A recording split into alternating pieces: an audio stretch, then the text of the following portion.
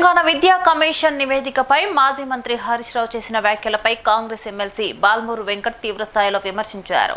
BRS బీజేపీలు ఉమ్మడిగా కుట్ర చేస్తూ విద్యా వ్యవస్థపై రాజకీయ రాద్ధాంతం చేస్తున్నారని ఆయన మండిపడ్డారు.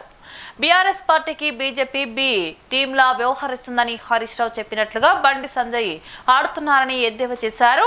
10 ఏళ్ల బీఆర్ఎస్ పాలనలో ఉపాధ్యాయులను రాచి రంపాన పెట్టారని, కనీసం బదిలీలు డిఎస్సీలు లేకుండా విద్యా వ్యవస్థను నాశనం చేశారని ఆయన అన్నారు.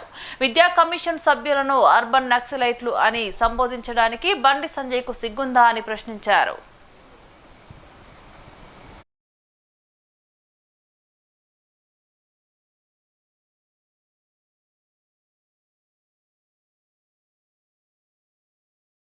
నింపకుండా ఏదైతే డిఎస్సి ఇవ్వకుండా డిఎస్సిని కూడా ఆపే ప్రయత్నం చేశారు. ఉపాధ్యాయుల బదిలీలు లేవు, ట్రాన్స్ఫర్లు లేకుండే, ప్రమోషన్లు లేకుండే. కనీసం 317 తీసుకొని వచ్చి ఏదైతే ఉపాధ్యాయుల పాలిట ఒక శాపం లెక్క బీఆర్ఎస్ ప్రభుత్వము ఆ రోజు వివరించింది. ఈరోజు చాలా బాధ్యతతోటి చిత్తశుద్ధితోటి కాంగ్రెస్ ప్రభుత్వం ప్రజాప్రభుత్వం అధికారంలోకి రాగానే 1వ తారీఖున ఉపాధ్యాయులకు ఈరోజు జీతాలు ఇస్తున్నాం. ఉద్దేశపూర్వకంగా తెలంగాణ రాష్ట్రంలో ఉపాధ్యాయులని విద్యా వ్యవస్థని రెచ్చగొట్టే ప్రయత్నము ఈరోజు హరీష్ రావు చేస్తున్నారు. దానికంటే నేనేమన్నా తక్కువనా అని చెప్పి బండి సంజయ్ కూడా ఈరోజు ఏదైతే సంబంధించి విద్యా కమిషన్లో ఉన్న సభ్యుల గురించి అర్బన్ నక్సలైట్లు అని చెప్పి పేర్కొంటారు. బండి సంజయ్ నీకు సిగ్గుందా?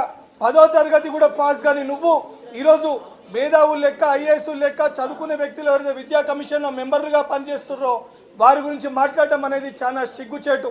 ఈరోజు ఎన్సీఆర్టీలో కూడా మీరు న్యాయ వ్యవస్థ పైన ఒక చట్టాన్ని తీసుకొని ఒక లెసన్ పెడితే దానికి ఈరోజు సుప్రీంకోర్టు న్యాయస్థానము ఒక జడ్జి గారు మొట్టికాయలేస్తే క్షమాపణ చేసి ఈరోజు ఆ తప్పుని సరిదిద్దుకునే ఒక చరిత్ర భారతీయ జనతా పార్టీది.